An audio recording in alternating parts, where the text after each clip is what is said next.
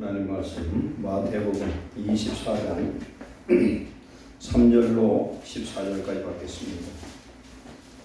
마태복음 24장 3절로 14절 신약성경 40페이지입니다. 교도갑니다. 예수께서 감람산 위에 앉으셨을 때에 제자들이 조용히 와서 이르되 우리에게 이르소서 어느 때에 이런 일이 있겠사오며 또 주의 임하심과 세상 끝에는 무슨 징조가 있사오리까. 예수께서 대답하여 이르시되 너희가 사람의 미혹을 받지 않도록 주의하라. 많은 사람들이 이름으로 와서 이르되 나는 그리스도라 하여 많은 사람을 미혹하리라. 난리와 난리 소문을 듣겠으나 너희는 상관과 두려워하지 마라. 이런 일이 있어야 하되 아직 끝이 아니니라. 민족이 민족을 나라가 나라를 대적하여 일어나겠고 곳곳에 기근과 지진이 있으리니 이 모든 것은 재난의 시작이니라. 그때의 사람들이 너희를 환난에 넘겨주겠으며 너희를 죽이리니 너희가 내 이름 때문에 모든 민족에게 미움을 받으리라. 그때 많은 사람이 실족하게 되어 서로 잡아주고 서로 미워하겠으며 거짓 선자 많이 일어나 많은 사람을 미워하겠으며 불법이 성하며 많은 사람의 사랑이 식어지리라. 그러나 끝까지 견디는 자는 구원을 얻으리라. 이 천국 복음이 모든 민족에게 전되기를 온 세상에 전파되리니 그때야 끝이 이르리라. 아멘. 색깔 피우시고 데살로니가전서로 갑니다. 데살로니가전서 5장 331페이지입니다. 데살로니가전서 5장 1절로 11절까지 331페이지 5장 1절 교도갑니다. 형제들아 때와 시기에 관하여는 너에게 쓸 것이 없음은 주의 나라가 밤에 도둑같이 이를 줄을 너희 자신이 자세히 알기 때문이라. 그날이 평안하다 안전하다 할 때에 임신한 여자에게 해산의 고통이 이른것 같이 멸망이 갑자기 그들에게 이르리니 결코 피하지 못하리라. 그러므로 너희는 동시에 있지 아니하오니 그날이 도둑같이 너희에게 임하지 못하리니. 너희는 다 빛의 아들이요 낮의 아들이라 우리가 밤이나 어둠에 속하지 아니하나니 그러므로 우리는 다른 이들과 같이 자지 말고 오직 깨어 정신을 차릴지라. 자는 자들은 밤에 자고 취하는 자들은 밤에 취하되 우리는 낮에 속하였으니 정신을 차리고 믿음과 사랑에 신경을 붙이고 구원의 손을 붙들고 있으라. 하나님이 우리를 세우심은 노하심에 이르게 하심이 아니요 오직 우리 주 예수 그리스도 말미암아 구원을 받게 하심이라. 예수께서 우리를 위하여 주사 우리로 하여금 깨어 있든지 자든지 자기와 함께 살게 하려 하셨느니라. 다같이 그러므로 피차 권면하고 서로 덕세우기를 너희가 하는 것 같이 하라. 아멘. 하나님 오늘 주시는 말씀을 성령의 음성을 듣고 깨닫고 준비하는 자 되게 하옵소서. 시대를 분별할 수 있는 그런 분별력을 허락하시고 늘 깨어있는 주의 백성 되도록 은혜 내려 주옵소서. 종의 입술에 이 시간 성령의 은혜와 능력을 더하셔서 성령의 교회들에 가시는 음성을 이 시간 태어나도록 은혜 내려 주옵소서. 피곤한 영역을 이 시간 새 힘을 주시고 성령의 충만한 은혜로 우리를 붙들어 주옵소서. 예수님의 이름으로 기도하옵나이다. 아멘. 재림의 시기와 성도의 자세라는 제목으로 은혜를 나누겠습니다. 우리 인생은 과정도 중요하지만 결론이 굉장히 중요합니다. 결론을 잘못 내어서 영원히 멸망받은 사람들이 많습니다. 예수님 당시에 예수님의 실질적인 수제자였던 가룟 유다는 차라리 태어나지 않았으면 좋을 뻔했다. 예수님 그렇게 말씀합니다. 머리가 너무 좋아도 안 좋을 때가 많습니다. 머리가 아주 좋으면 예수님을 안 믿는 경우가 많고 머리가 너무 좋으면 돌아버리더라고요. 그런 사람 봤어요. 머리가 너무 좋아서 그냥 돌아버렸어. 적당한 게 제일 축복인 줄 믿습니다. 너무 부자도 안 좋고 너무 이뻐도 좀 문제가 있어요. 그게 너무 이쁘지 않은 것을 감사하시기 바랍니다. 진짜요. 이 이쁜 여자들은 쟁취하려는 남자가 너무 많아가지고 골치 아파요. 그래서 평생에 한 사람만 좋아하는 여자가 제일 축복인 줄 믿습니다. 여러 사람이 좋아하면 안 된다니까요. 남자도 마찬가지예요. 그런데 예수님의 십자가에서 6시간 못 박혀 고난당할 때 처음에 좌편 우편 강도가 둘 다 욕하고 난리도 아니었거든요. 근데 마지막에 가서 죽기 일보 직전에 우편 강도가, 예수님의 우편 강도, 우리 복음서에 나타나는데 외경 니고데모 복음서에 보면은 그 이름까지 나와요. 누구라는데. 그 사람이 그때 예수님께 뭐라고 말씀합니까? 당신의 나라에 임하거든 이 죄인을 기억해달라. 그렇게 기도를 합니다. 네가 오늘 나와 함께 낙원에 있으리라. 아멘. 살인자예요. 사형받은 죄수예요. 처음에는 같이 욕하다가 우리는 마땅히 죽을 죄를 져서 이런 죄값을 받지만 저 사람은 죄가 없다. 그렇게 얘기를 합니다. 뭘 그렇게 했을까요? 예수님이 십자가에서 행하는 모든 태도를 보고 말하는 그 말씀을 듣고 그런 깨달은 것 같아요. 저분이 진짜 하나님의 아들 메시아구나. 메시아가 아니고서 저렇게 할 수가 없다는 겁니다. 그래서 마지막 순간에 숨이 넘어가는 그 순간에 구원받고 천국에 가는 줄 믿습니다. 근데 우리는 그걸 생각해야 돼요. 그 사람은 천국은 가서도 천국에서 하여튼 상급은 하나도 없어요. 아무것도 없는 게 있어야지. 예수 믿은 것밖에 없잖아요. 예수님이 말씀하시기를 계시록 20장 13절에 어제도 말씀했지만 나는 알파와 오메가고 처음이요 나중이요 시작과 끝이다. 시작과 마침이다 그랬어요. 그럼 뭡니까? 모든 시작과 끝은 그의 모든 것은 내가 하는 일이다. 그 예수님이 오늘 우리에게 오셔서 이사야 9장 1절에 보면은 그는 기묘자라 모사라 이렇게 표현하죠. 전능하신 하나님이라 영존하신 아버지라 성부 하나님이 사람의 모양으로 이 땅에 아들의 모습으로 오셨다는 걸 말씀하는데 전능하신 하나님 영존하신 아버지 기묘자라 모사라. 근데 기묘자라 모사라가 이게 쪼개졌는데 콧말을 찍고 있는데 원래는 그게 아니에요. 효용사예요. 앞에가 영어로 보면 원더풀 카운셀러 기묘한 상담자 모사 이렇게 돼요. 우리 한문으로 보면 모사가 참 안 좋은 의미로 느껴지는데 제갈공명 같은 어떤 문제도 답을 줄 수 있는 그런 사람. 요한일서 2장 1절에는 성령을 보혜사를 뭘로 표현했냐면 대언자라 이렇게 말씀합니다.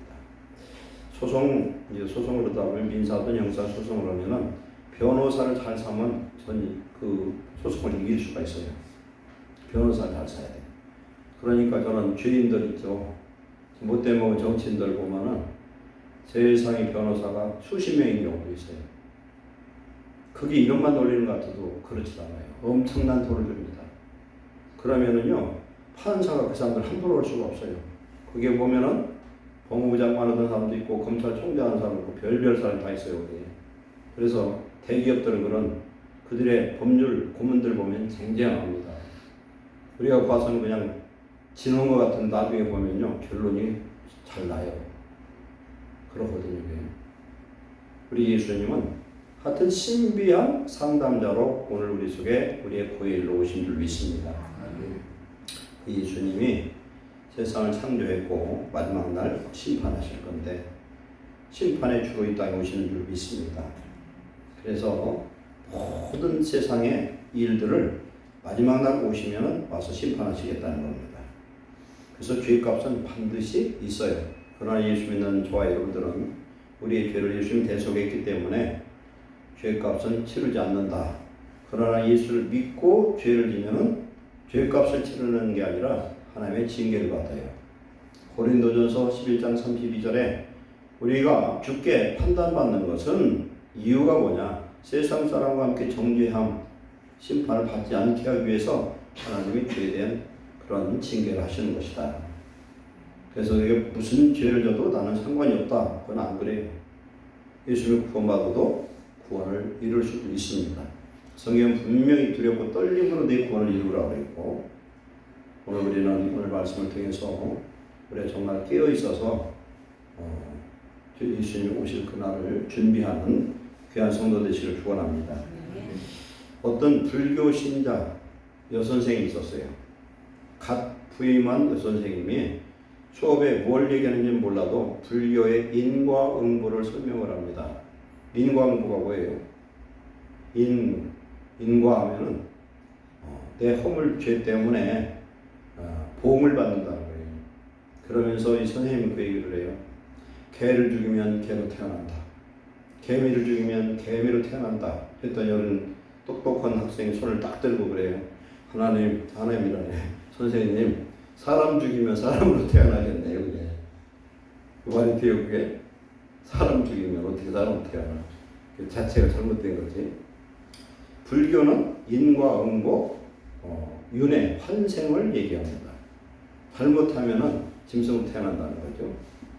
근데 그런 말이 없죠, 그게. 성경에 없는 말이에요. 근데 성경에 유사한 게 있어요. 환생이 하나 나와요. 사무엘상 28장에 보니까 사무엘이 모든 무당 박수를 다 죽여버렸어. 그러니까 다 도망갔는데 사무엘이 죽고 나서 답답한 거야. 물어볼 사람이 없어요. 답답한 일이 생겨서. 그러다 보니까 찾은 게 누구냐면은 한 무당을 찾게 됩니다. 그래서 찾아가서 왕이지 않은 것처럼 하고 변복을 하고 찾아가서 뭐라고 그러냐면 사무엘을 좀 불러달라는 거예요. 사무엘을 불러달라. 우리가 죽은 사람은 이 땅에 다시 불러올 수가 없어요. 귀신들 그런 역사를 하거든요. 그거 다 사기요, 거짓이에요. 지금도 보면 그런 일을 많이 해요. 무당들 같은 경우. 그랬더니 사무엘과 똑같은 옷을 입고 똑같은 모습으로 와서 사울왕에게 얘기를 하고 서로 대화를 합니다. 그런데 그게 환생으로 보고 그 사람이 이렇게 그 영혼을 불러서 이렇게 오느냐? 절대 그건 불가능해요. 그럼 뭐냐 그게? 그게 귀신의 역사예요. 그게. 진짜 같은데 가짜예요. 그게. 있을 수가 없다. 우리는 하나님 안에서 죄값을 받아서 우리가 하나님 앞에 심판받고 그런 건 없다.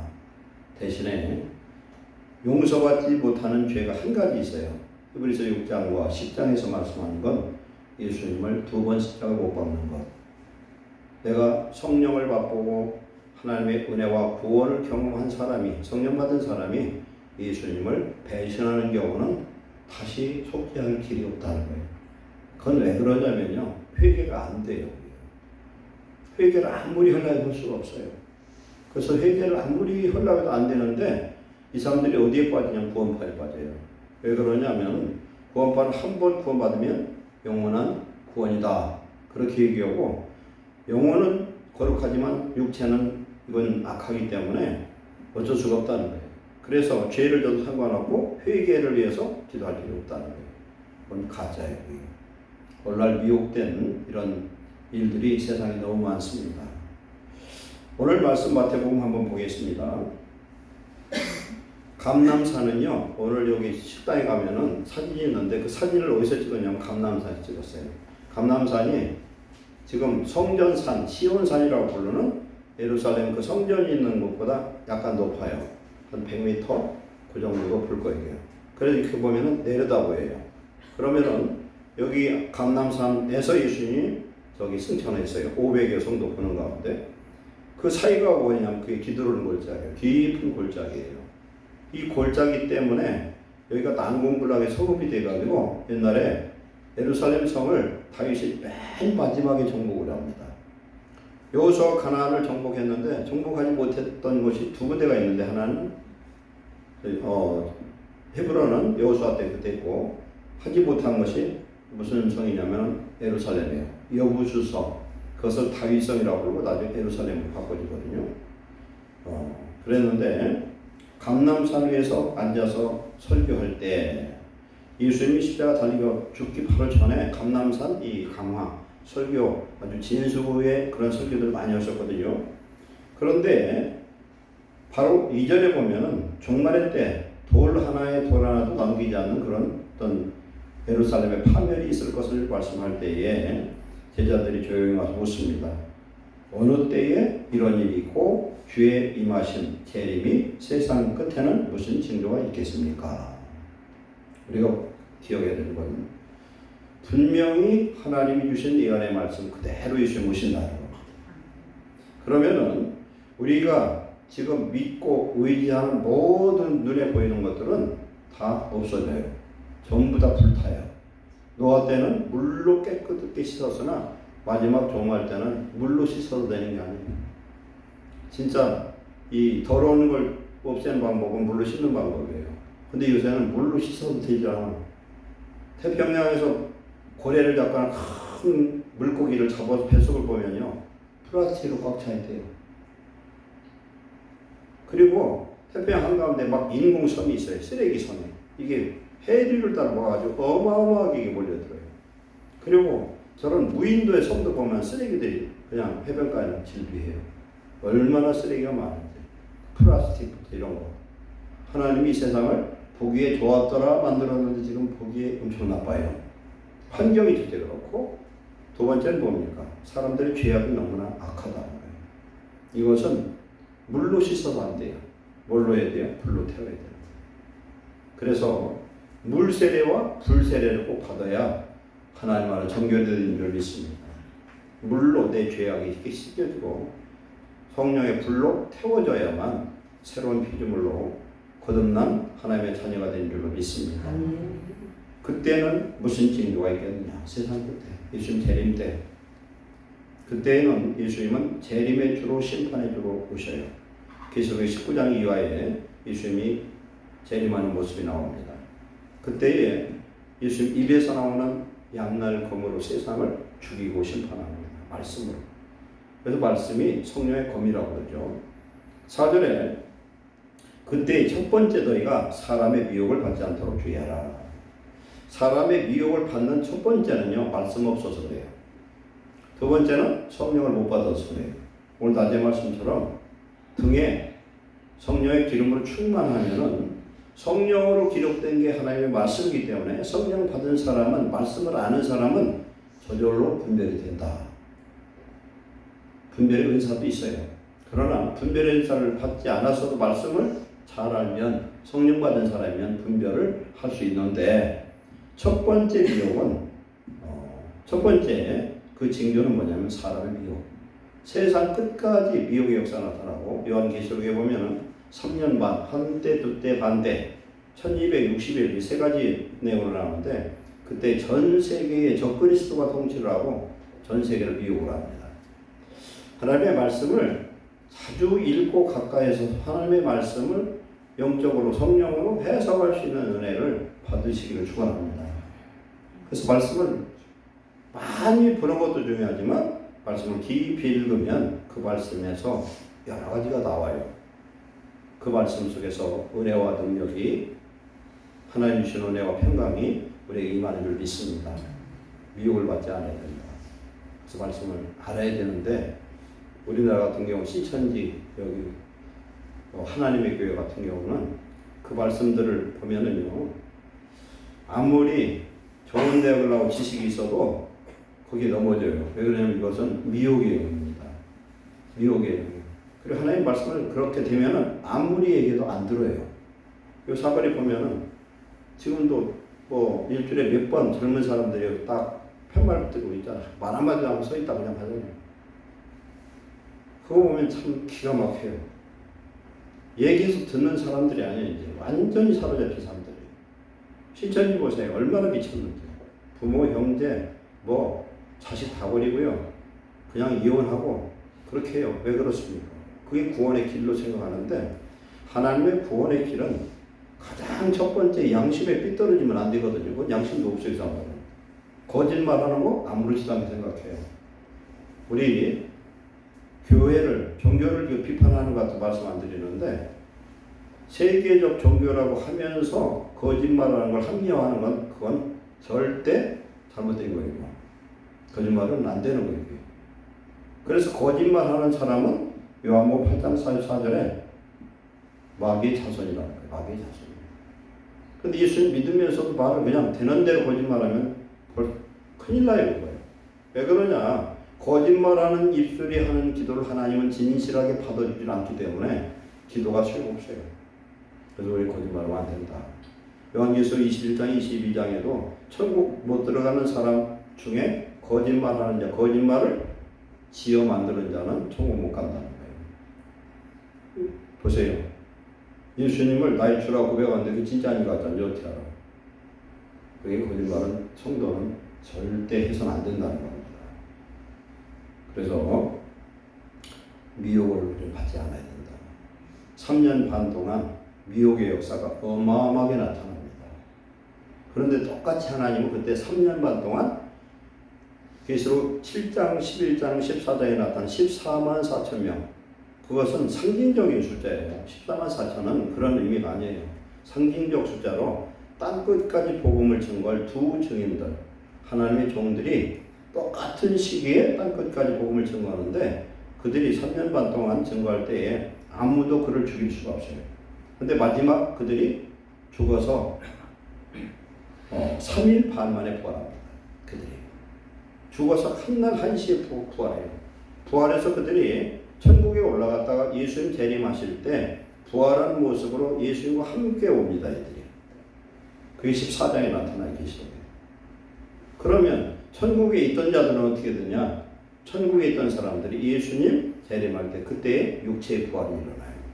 그래서 공중에서 강림하시는 예수님을 그때 영접하는 혼인잔치가 거기서 일어납니다. 영적 혼인잔치가. 그리고 살아있는 사람들은 어떻게 되냐? 예수 안 믿는 사람들은 그날 그때까지 살아있는 사람들은 전부 다 죽어서 산채로 불못지옥에 다 떨어지게 돼요. 그럼 그때까지도 살아남고 예수님의 재림을 볼 자가 있는데 그 사람들이 남은 자인데 그들은 호련히 변화되어서 휴거됩니다. 이게 마지막 종말의 모습이에요. 그리고 이 땅에 신천신지, 즉 천년왕국이 임하게 됩니다. 그래서 계시록의 끝이 납니다. 그 내용이 이사야에서도 나와요. 그래서 이런 종말이 임하게 되는데 가장 종말의 첫 번째는 뭐냐면은 미혹이 있다는 겁니다. 그리고 뒤에 14절에 보면은 예수님이 진짜 아주 그냥 코앞에 온 걸 뭘 보면 아느냐? 땅끝까지 복음이 증거되고 땅끝까지 모든 적그리스도의 그 거짓 선자를 미혹할 때가 온다는 거예요. 그럼 그걸 보면 지금은 아니에요. 조금 있어야 되는 것 같아요. 그런데 세계에 왜 기근, 지진, 전쟁이 왜 일어나냐면요. 이런 일이 있어야 사람들이 깨지고 하나님을 찾아요. 그래서 그게 축복이다. 성도들도 마찬가지예요. 죽어도 안 믿을 사람이 암병 걸리면 그때서 천부에 이제 손 들고 옵니다 하고 오는 사람이 있고요. 아주 사업에 쫄딱마해지고 살 길이 없을 때 그때 손 들고 오는 사람들이 있어요. 지금 가자지구, 그 다음에 레바논 조그만 나라예요. 나라가 굉장히 조그만해. 가자도 그렇고 지금 거기가 초토화돼서 그 국민들이 살 길이 없어서 무조건 보따리 싸고 나갔는데 지금 겨울이 오잖아요. 지금. 큰일 났어요. 큰일 났어요. 우리는 그냥 TV로 그런가 보다 하지만 우리가 그 사람이라 생각하면은 먹을 게 있어요, 입을 게 있어요, 집이 있어요. 얼마나 비참합니까? 우리나라 6.25 전쟁하고 똑같은 거예요 지금. 그보다 더 힘들어요. 왜 그러냐? 잘 살다가 어려우지만 더 힘들은 거예요. 이게. 옛날에는 그냥 원래 못 살았으니까 그렇잖아요. 근데 이렇게 되면 어떻게 하냐? 복음이 들어갑니다. 복음이 들어가요.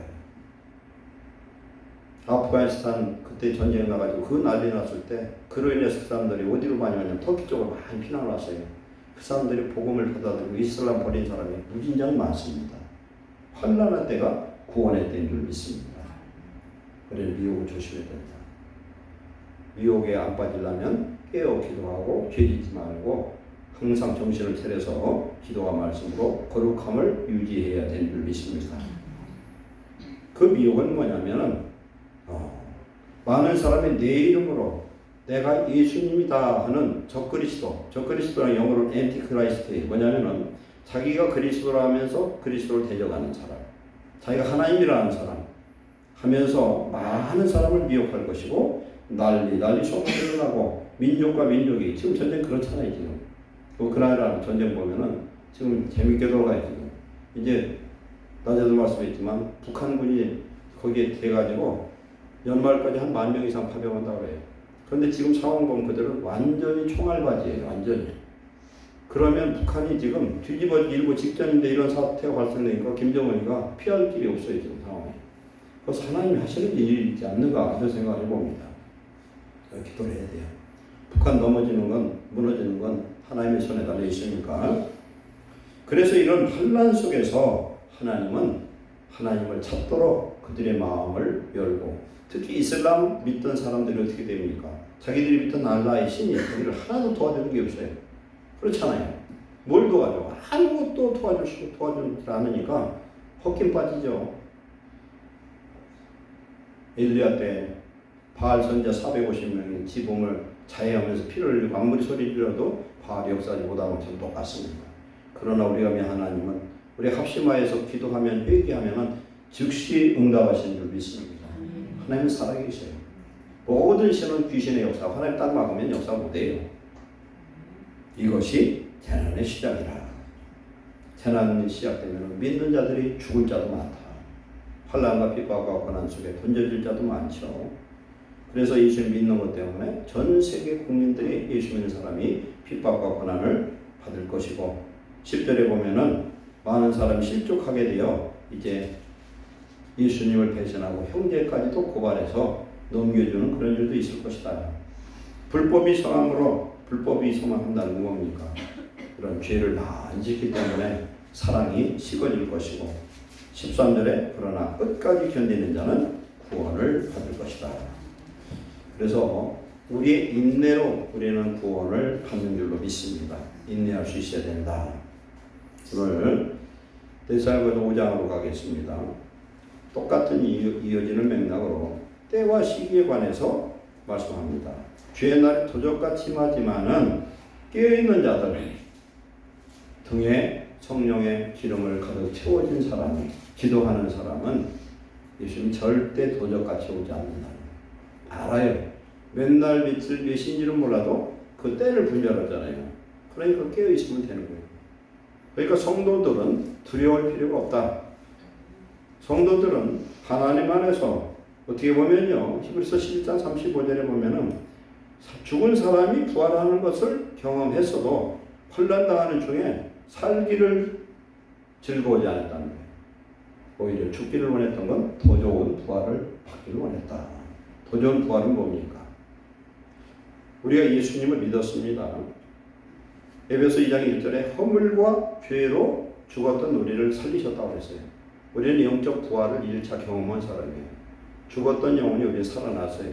죽을 뻔하다 살아난 게 아니라 죽었으나 살아났습니다. 이제 이게 1차적 부활이에요. 그리고 육신이 죽습니다. 육신이 죽으면 어떻게 됩니까? 다시 한번 영원 천국에 들어가는 거예요. 이걸 더 좋은 부활이라고 합니다.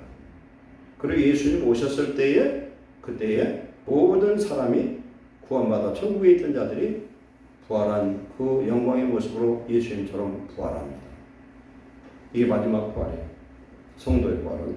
그러나 요한계시록 20장에 보면은 마지막 부활이 있는데 그건 뭐냐면은 예수님 오시고 나서 천년왕국이 지나고 나서 이 세상을 다시 한번 심판할 때 그때 지옥에 있던 자들이 다시 부활하는데 그걸 부활이라고 안 하고 둘째 사망이라고 그렇게 해요. 왜 그러냐면은 사람이 죽어서 지옥 가는 것이 첫째 사망이고, 둘째 사망은 그때 부활해서 부활한 몸으로 영원히 지옥에 떨어져, 불지옥에 떨어져요.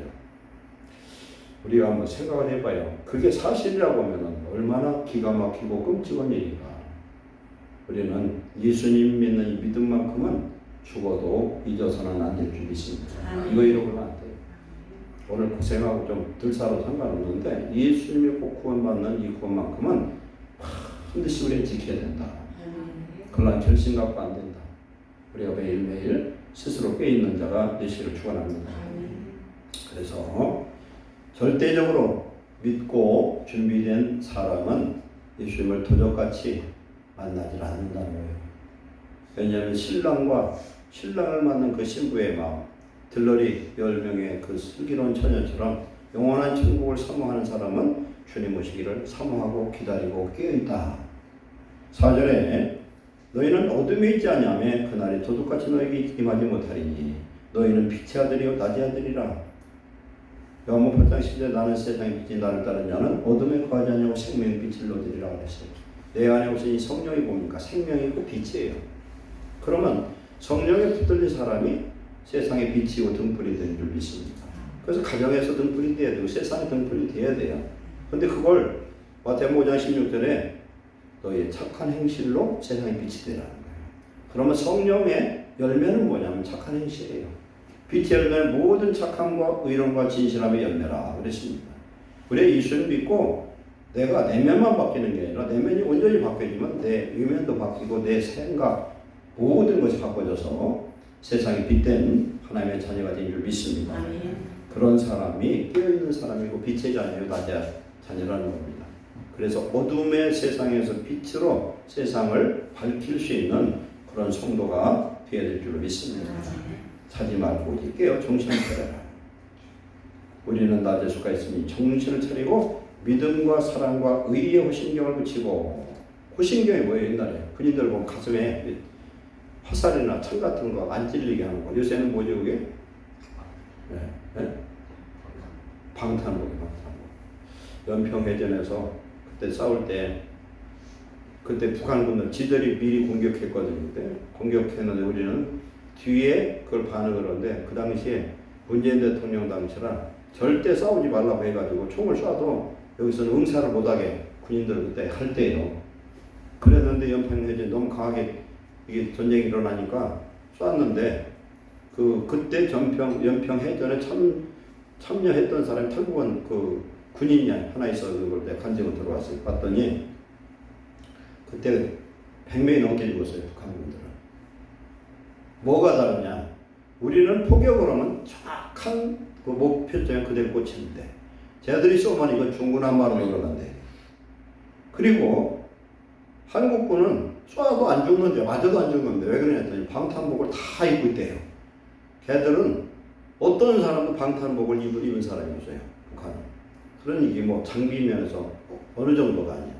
예를 들어 장사정포를 딱 쏴요. 북한 쏘면은 우리나라는 그 포탄 넣어놓은 그 원점지를 추적을 해서 그 자리를 쏘니까 어떻게 돼요?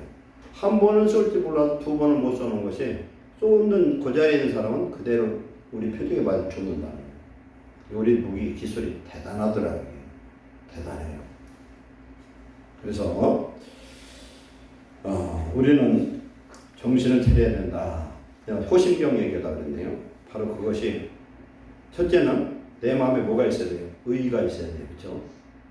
의, 이것은 믿음으로 생겨요. 그래서 의의 호신경, 믿음의 호신경. 그 다음에 우리 안에 뭐가 있어야 됩니까? 사랑의 호신경. 이걸 내 그 마음에 품고 있어야 된다. 이것이 무기가 되는 줄 믿습니다. 그리고 투구는 구원의 투구, 소망의 투구예요. 우리는 항상 우리 머리는 어때야 됩니까? 하늘로 두고 소망을 가지시기를 축원합니다. 우리는 주님만 바라보면 돼요. 이스라엘이 전쟁할 때 항상 이긴 건 언제냐? 하나님만 바라보고 하나님만 의지하면 백전백승인 줄 믿습니다. 그 하나님이 내 아버지고 나의 보혜사시고 나의 보호자가 되신 줄 믿습니다. 우리는 항상 구원받았다는 이 믿음, 그 다음에 소망을 가지고 세상을 살 때 예수 믿는 사람 이 마인드가 바꿔져야 돼요. 그런 믿음이 있으면은 내 입에서 부정적이고 낙심하고 절망하고 그런 말 안 하는 거예요.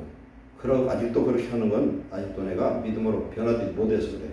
무슨 일이 있어도 하나님이 기뻐하지 않는 말은 부정적인 말, 믿음 없는 말, 낙심 없는 말 이런 걸 하지 마시기를 축원합니다. 입술을 지켜야 돼. 입술 못 지키면 다 망해버려요. 나도 망하고 자녀도 망하고 사업도 망하고 가정도 망하고 다 망해. 그런데 입만 살면 돼요. 입이 어떻게 살아요? 믿음의 입술로 사시기를 축원합니다. 예수님께 모든 걸 고백하고 잘못했으면 회개하면 되는 거고 돌이키면 되는 거예요. 그러나 내 입으로 왜 나를 죽여요? 내가 한 말로 나를 죽이고 남을 죽이고 가정 죽이고 교회도 죽이고 다 죽이는 거예요. 그러나 내 말이 믿음의 말을 바꿔지면 다 살릴 수 있어요. 왜? 우리 안에 예수님이 계시기 때문에 그렇습니다. 우리는 예수님의 이름으로 선포하고 명령하고 축복하고 권면하고 기도하는 우리 모두 되시길 축원합니다. 아멘. 그래서 하나님은 우리를 구원하시는 하나님입니다. 에베소 6장에 보면은 하나님의 전신갑주를 입으라 그랬어요. 전신갑주 하나님의. 그래서 우리는 하나님 안에서 정말 요 앞에 나왔지만은 구원과 소망의 투구를 써야 되겠고, 그 다음에 어떻게 돼요? 믿음의 방패가 있어야 돼요. 믿음으로 모든 원수 마귀의 불화살 공격을 다 이길 수가 있는 줄로 믿습니다. 진리 허리띠로 매라. 진리 허리띠는 뭡니까? 하나님의 말씀과 성령을 허리를 딱 묶으면요, 아무리 장사라도요, 바지로 옷을 입었는데 허리띠 안 매면 어떡하세요? 바지가 흘러내리잖아요. 군인들은 요대를 딱 하는데 딱 조여입니다. 그걸 조여야 모든 게 돼요. 우리는 진리 허리띠를 나를 타이트하게 묶어서 나 자신을 무장하시기 바랍니다. 그리고 평안의 복음이 준비한 것으로 신을 신고, 쉽게 말하면 복음 따라서, 평안의 복음 따라 어디든 가라는 거예요. 말씀 따라가면 하나님이 책임지고 우리를 승리케 하실 줄로 믿습니다. 그래서 우리는 언제든지 하나님의 말씀에 이 검을 들고 성령으로 말미암아 나아갈 때 우리는 승리하는 역사가 임할 줄 믿습니다. 이제 종말의 때는 모든 사람이, 우리가 살아있으면, 살아서 주님을 맞으면 부활체의 모습으로 변화될 거고, 죽어 천국 갔으면 다시 우리는 육체의 부활을 경험할 것입니다.